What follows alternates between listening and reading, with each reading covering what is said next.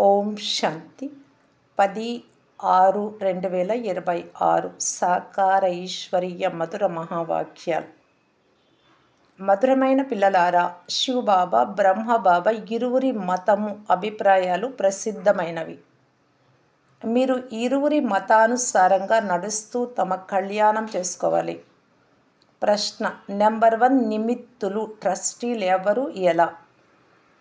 జవాబు, శివబాబా నెంబర్ 1 నిమిత్తులు. వారికి ఎలాంటి ఆసక్తి లేదు. భక్తి మార్గంలో కూడా మీరు వారి కొరకు ఏవైతే దాన పుణ్యాలు మొదలైనవి చేస్తారో అవన్నీ ఇన్ష్యూర్ చేసినట్టు అయిపోతాయి. దాని ఫలితం తర్వాత జన్మలలో లభిస్తుంది. ఇప్పుడు కూడా తండ్రి కొరకు ఏదైతే మీ సర్వస్వాన్ని బీమా చేస్తారో దానికి పూర్తి ప్రతిఫలాన్ని బాబా ఇస్తారు. ఎందుకంటే తండ్రి చెప్తారు, నేను సుఖమును అనుభవించను, మీది తీసుకొని నేనేం చేసుకుంటాను. పాట ప్రమాణం చేసి మీ గడప వద్దకు వచ్చాను. ఓం శాంతి. మధురాతి మధురమైన అపురూపమైన పిల్లలు పాట విన్నారు. ఎవరైతే తండ్రికి చెందిన వారిగా అవుతారో వారిని పిల్లలు అని అనడం జరుగుతుంది. ఇది మీ అంతిమ మరజీవ జన్మ అని బాబా అర్థం చేయించారు. జీవించి ఉండే తండ్రి వారిగా అవ్వాలి. శ్రీమతం ప్రసిద్ధమైనది అని పిల్లలకు తెలుసు. శ్రీమద్ భగవాను వాచ అని అంటారు. గీతలో శ్రీకృష్ణుడి పేరు వేసేశారు. కానీ వాస్తవానికి అది శివబాబా అభిప్రాయాలు, శివబాబా మతం, శ్రీమతం. వారి తర్వాత బ్రహ్మ, తర్వాత కృష్ణుడు. శ్రీమతము కృష్ణుడిది అని అన్నారు. మన తండ్రి సర్వశ్రేష్టమైన వారు పతిత పావనులు అని కృష్ణుణ్ణి కానీ రాధను కానీ అనరు. వారు దైవీ గుణాలు కలిగినటువంటి మనుషులను పతిత పావనులు అని అనరు. సత్యుగంలో పతిత పావన రండి అని పిలవరు. పతితులను పావనంగా చేసేవారు ఒక్క తండ్రి మాత్రమే. మీరు వారి శ్రీమతమును అనుసరిస్తూ ఉన్నారు. ప్రజాపిత బ్రహ్మం మతం కూడా ప్రసిద్ధమైనది, శ్రీమతం కూడా ప్రసిద్ధమైనది. కానీ దానిలో తప్పుగా తండ్రికి బదులుగా శ్రీకృష్ణుడి పేరు వేశారు. సర్వధర్మాల వారికి తండ్రి ఒక్కరే. అందరూ కృష్ణుణ్ణి తండ్రి అని ఒప్పుకోరు. క్రైస్తవులు యేసుక్రీస్తును ఫాదర్ అని అంగీకరిస్తారు, కృష్ణుణ్ణి అంగీకరించరు. ఎందుకంటే వారు క్రీస్తు ముఖ వంశావళి. శివబాబా వచ్చి మిమ్ములను తన వారిగా చేసుకున్నారు. శిరస్సును అరచేతిలో పెట్టుకొని బాబా వారిగా అయ్యాము అని అంటారు. కనుక వారి ఆదేశానుసారంగా నడుచుకోవాల్సి ఉంటుంది. మీరు తండ్రికి మీ సలహానిచ్చే అవసరం ఉండదు. వారు స్వయంగా మతమునిచ్చేవారు. వారికి అందరూ పిల్లలే. శివబాబా ప్రసిద్ధమైన వారు. వారు ఏ మతమునైతే ఇస్తారో శ్రీమతం, ప్రతిరోజు ఏం చేస్తారో అదంతా యథార్థమైనది. ఇలా చెయ్యండి అని బ్రహ్మ కూడా తండ్రినే మతమునిస్తారు. మీ సంబంధము శివబాబాతో ఉంది. ఎవరి అవగుణాలను చూడరాదు. శ్రీమతమును అనుసరించాలి. శివబాబా నిరాకారులు. వారి ఇల్లు ఇది కాదు. మీరిప్పుడు ఇక్కడ పాత ఇంటిలో ఉన్నారు ఈ ప్రపంచంలో. తర్వాత స్వర్గంలోకి వెళ్ళి మీ ఇంట్లో ఉంటారు. శివబాబా చెప్తూ ఉన్నారు, నేను అక్కడ ఉండను స్వర్గంలో కూడా. నేను ఈ సమయంలో కొద్ది సమయం కొరకు ఇక్కడికి వస్తాను. మీరు సత్యమైన ఆత్మిక ముక్తి సైన్యం, ఆత్మలను విడుదల చేసే సైన్యం. మీరు డ్రామా ప్లాన్ అనుసారంగా కల్పకృతం వలె సుప్రీమాత్మ ఆదేశాలను ఇస్తున్నారు. కల్పము ఏ ఆదేశాలనైతే ఇచ్చారో అవే ఇప్పుడు ఇస్తారు. రాత్రింబవళ్ళు గుహ్యమైన రహస్యాలను వినిపిస్తూ ఉన్నాను. క్రొత్తవారు ఎవరు ఈ విషయాలను అర్థం చేసుకోలేరు. భలే కొందరు 30-40 సంవత్సరాల నుండి ఉండినా ఈ గంభీర విషయాలను అర్థం చేసుకోలేరు. బాబా రోజు నూతన విషయాలను వినిపిస్తూ ఉంటారు. కరాచీలో ఉన్నప్పటి నుండి మురళి వెలువడుతూ వస్తోంది. మొదట బాబా మురళి నడిపించేవారు కాదు. రాత్రి 2 గంటలకు లేచి కూర్చొని 10-15 పేజీలు వ్రాసేవారు. శివబాబా వ్రాయించేవారు. తర్వాత దాని కాపీలు వెలువడేవి. భక్తి మార్గంలో అయితే శాస్త్రాలు మొదలైన వాటి కాగితాలను సంభాళిస్తారు. రోజు రోజుకు పెద్ద పెద్ద బుక్స్ తయారు చేస్తూ ఉంటారు. ఎన్నో చరిత్రలు తయారవుతూ ఉంటాయి. వాటిని చదివి భద్రపరుస్తూ ఉంటారు.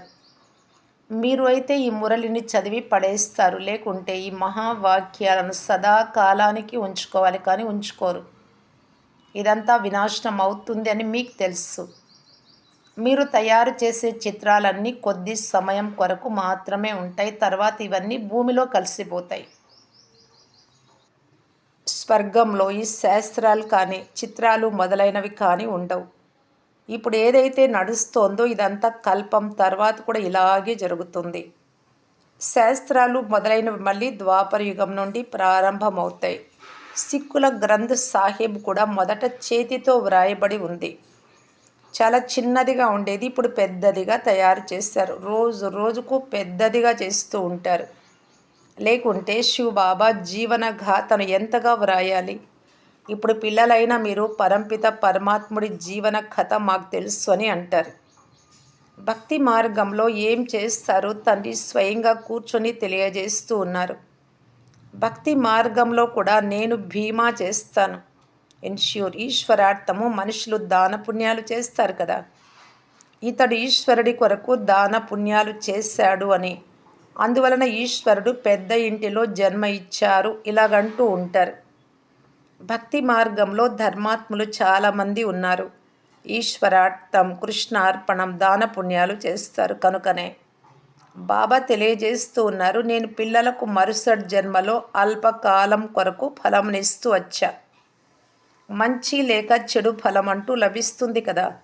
ఎంత ఇన్ష్యూర్ జరిగింది, ఎవరు ఎలాంటి కర్మ చేస్తారో అలాంటి ఫలం లభిస్తుంది. మాయ ఉల్టా కర్మలు చేయిస్తుంది. దీని ద్వారా మీరు దుఃఖాన్ని పొందుకుంటారు. ఇప్పుడు నేను మీకు ఎలాంటి కర్మ నేర్పిస్తాను అంటే మీకు ఎప్పుడూ దుఃఖం కలగదు. మాయ కూడా అక్కడ ఉండదు. ఇకపోతే ఎవరు ఎంత ఇన్ష్యూర్ చేసుకుంటే బాబా పేరుతో అంత పెద్ద పదవి లభిస్తుంది. ఎవరెంత చేసుకుంటే అంత లభిస్తుంది. శివబాబా కూడా నిమిత్తులే కదా. వారు నెంబర్ 1 ట్రస్టీ. ఇతరులకైతే ఆసక్తులు కలుగుతూ ఉంటాయి. కొందరు ట్రస్టీలు ఇతరుల భోజనాన్ని కూడా చెడిపేస్తారు. బాబా ఎటువంటి ట్రస్టీనో చూడండి. ఇదంతా పిల్లల కొరకే అని చెప్తూ ఉన్నారు. మీ సంబంధమంతా శివబాబాతోనే ఉంది. నేను సత్యమైన ట్రస్టీని అని తండ్రి చెప్తున్నారు. నేను స్వయం ఏ సుఖము అనుభవించను. రాజధానినంతా పిల్లలకే ఇస్తాను. లౌకిక తండ్రి కూడా పిల్లలకు తనదంతా వారసత్వంగా ఇచ్చేస్తారు. నేను స్వర్గంలో ఏమీ తీసుకోను. స్వర్గంలోకి నేను రాను కూడా. అన్నీ మీకే ఇచ్చేస్తాను. అందువలన మీ సంబంధం అంతా ఒక్క శివబాబాతో ఉంది.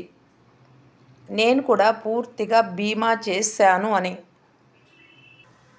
బ్రహ్మబాబా కూడా అంటారు. తనువు మనస్సు ధనం అంతా బాబా గారి సర్వీస్కి ఇచ్చేశారు. సింధీలో ఒక సామెత ఉంది.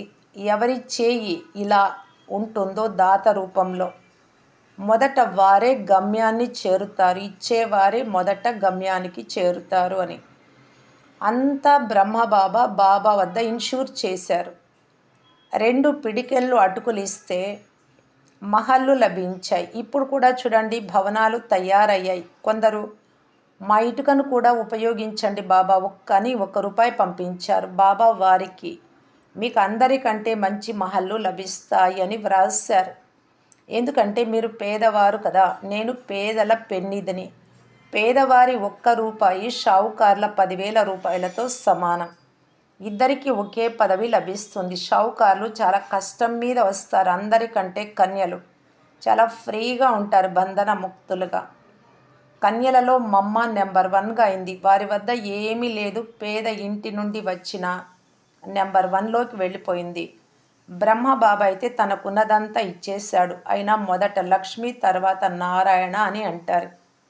ఎంత అద్భుతమైన డ్రామా. కావున ఎప్పుడూ ఏ విషయంలోనూ సంశయం ఉండరాదు. బాప్దాదా తక్కువ వారేమీ కాదు. కొద్దిగా కూడా ఇందులో సంశయం పడరాదు. చాలా మధురంగా కూడా అవ్వాలి.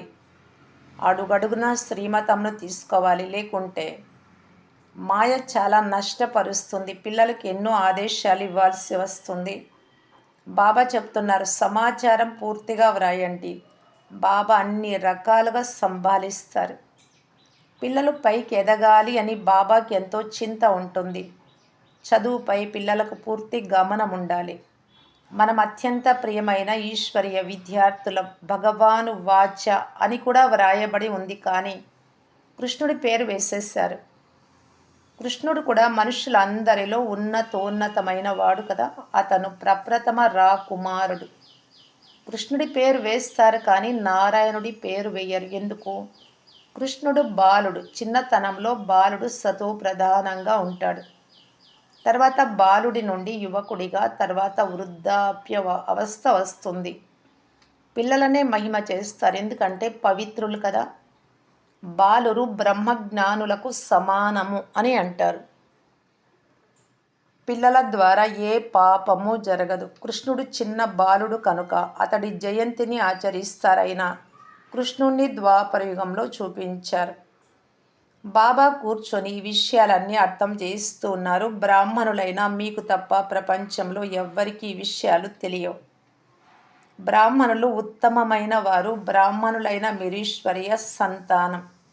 సత్యుగంలో ఈశ్వరీయ సంతానమని అనరు. ఈశ్వరుడి ద్వారా తప్పకుండా స్వర్గ ప్రాప్తి లభిస్తుంది. ఇది మీ అతి దుర్లభమైన అమూల్యమైన జీవితం. అందరిది ఇలా ఉండేందుకు వీలు లేదు. ఈ డ్రామా ఇలా తయారై ఉంది. కల్ప క్రితం ఎవరు చదువుకున్నారో వారే చదువుతున్నారు. భగవంతుడు తప్పకుండా భగవాన్ భగవతీలను సృష్టించారు, కానీ వారిని భగవాన్ భగవతి అని అనడానికి వీల్లేదు. భగవంతుడు ఒక్కరే. నిరాకారుడికి మహిమ ఉంది. సాకారుల కంటే శరీరం ఉండే వారికి మహిమ లేదు. ఈ లక్ష్మీ నారాయణలను తయారు చేసింది ఆ నిరాకారుడే. ఇప్పుడు రాజయోగాన్ని నేర్చుకుంటూ ఉన్నారు. రాజధాని స్థాపనైన సమయంలో వినాశనం కూడా జరిగింది. బాబా తప్పకుండా స్వర్గ వారసత్వాన్ని ఇస్తారు. ఇప్పుడు ఇది సంగమ యుగంలోని విషయం. శివబాబా వచ్చినప్పుడే ఆట పూర్తి అవుతుంది. తర్వాత కృష్ణుడి జన్మ జరుగుతుంది. మనుష్యులు పూర్తి తికమక చెంది ఉన్నారు. అందుకే బాబా వచ్చి అర్థం చేయిస్తారు.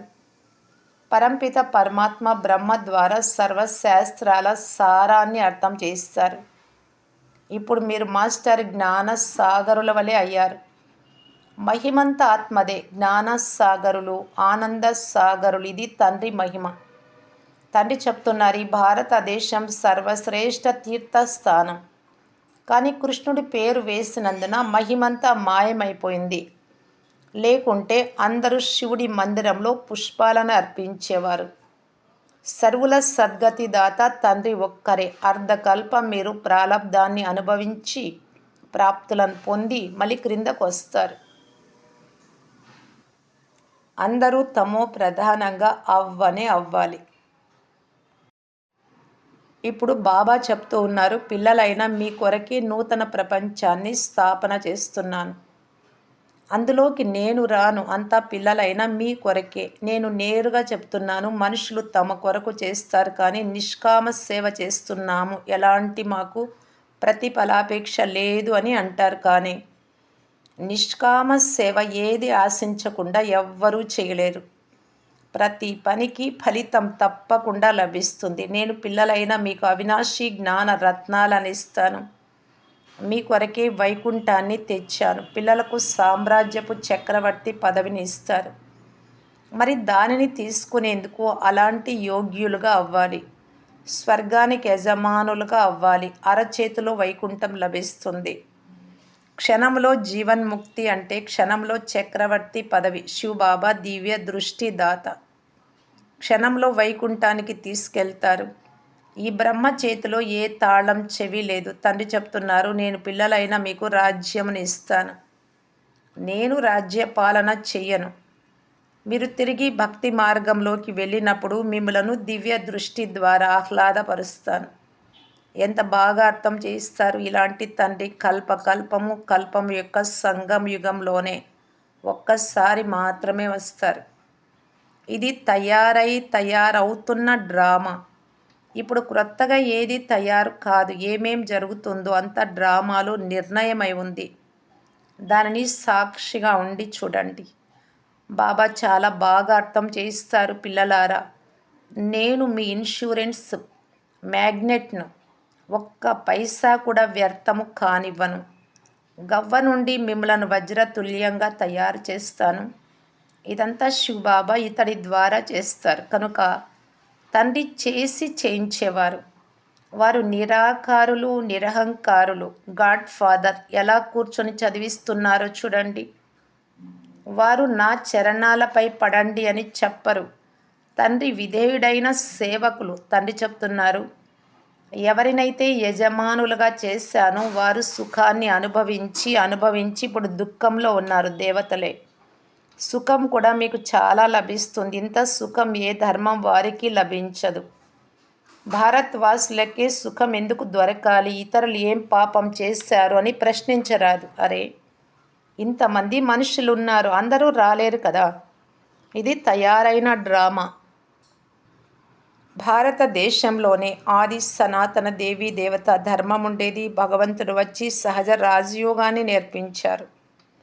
తండ్రి చెప్తున్నారు, నేను మళ్ళీ వచ్చాను, 84 జన్మల పాత్ర అభినయించాము, ఇప్పుడు మళ్ళీ ఇంటికి వెళ్ళాలి అని. పిల్లలైనా మీకు తెలుసు, ఇది చాలా పాత శరీరం.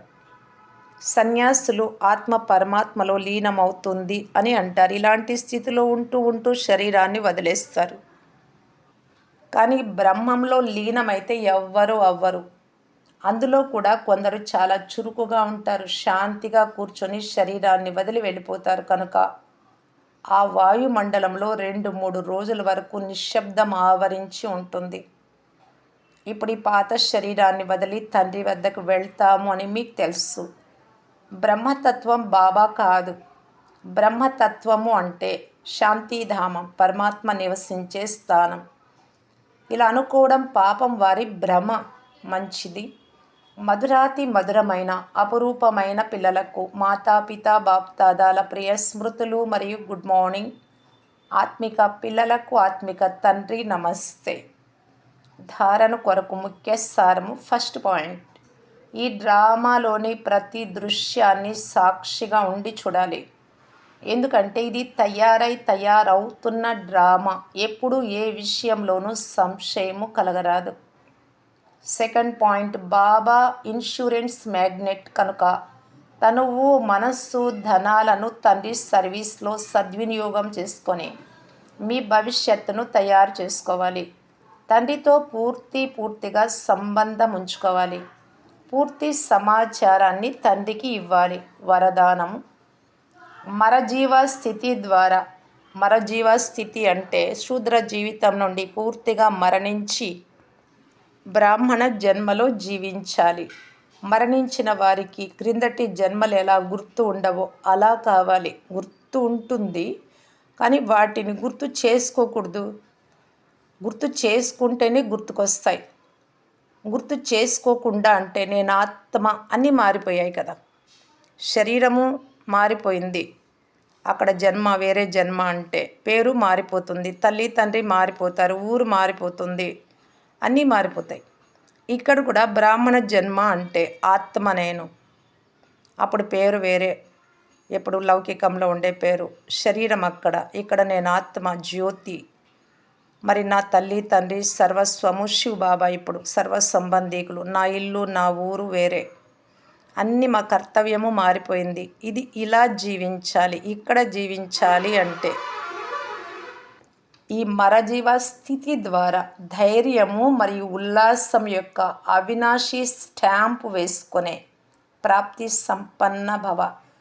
ఎవరైతే ప్రాప్తులతో సంపన్నంగా ఉంటారో, బాగా నింపుకుంటారో, వారి ప్రతి నడవడిక, కళ్ళు, ముఖ వైఖరి ద్వారా ఉత్సాహ ఉల్లాసాలు కనిపిస్తాయి. కానీ ధైర్యము మరియు ఉల్లాసం యొక్క అవినాశి స్టాంపు వేసుకునేందుకు తమ గతాన్ని లేక ఈశ్వరీయ మర్యాదలకు విపరీతంగా ఏ సంస్కారము, స్వభావము, సంకల్పము లేక కర్మలు జరుగుతాయో వాటి నుండి మరజీవాగా అవ్వండి. ప్రతిజ్ఞ అనే స్విచ్ను సెట్ చేసి ప్రాక్టికల్లో ప్రతిజ్ఞానుసారం నడుస్తూ ఉండండి. ధైర్యంతో పాటు ఉత్సాహం ఉంటే ప్రాప్తి యొక్క ప్రకాశం దూరం నుండే కనిపిస్తుంది. స్లోగన్. మేళాలు లేక చిక్కులలో ఏ పరిస్థితి ఏది వచ్చినా సరే ఎప్పుడైనా సరే డబల్ లైట్గా ఉంటే వారే ధారణామూర్తులు. ఒకటి ఆత్మ లైట్ నేను, ఇంకొకటి తేలికగా ఉన్నా. అవ్యక్త సూచన సదా హర్షితంగా ఉండేందుకు మీ నేచర్ను సరళంగా చేసుకోండి, సహనశీలుగా అవ్వండి అని బాప్దాదా ఇలా చెప్తూ ఉన్నారు. మీ ప్రతి సంకల్పము, ప్రతి మాటలు విశేషత ఉండాలి. అందరిలాగా దేహ అభిమానంతో కూడినటువంటి మాటలు, వ్యర్థ మాటలు, సాధారణ మాటలు ఉండరాదు. సదా సరళ స్వభావము, సరళ మాటలు, సరళత సంపన్న కర్మలు ఉండాలి. ఇటువంటి సరళ స్వరూపులుగా ఉండండి. సదా ఒక్కరి మతముపై, ఒక శివబాబా అభిప్రాయాల ప్రకారంగా, శ్రీమతం ప్రకారంగా ఒక్కరితోనే సర్వ సంబంధాలు, ఒక్కరితోనే సర్వప్రాప్తులు. ఇలా ఒక్కరి ద్వారా సదా ఏకరసంగా ఉండే సహజమైన అభ్యాసిగా ఉండండి. సదా సంతోషంగా ఉండండి. సంతోషం అనే ఖజానాను పంచండి. సంతోషమనే అలా అందరిలో వ్యాపింపచేయండి. ఇదే సత్యమైన సేవ. ఓం శాంతి.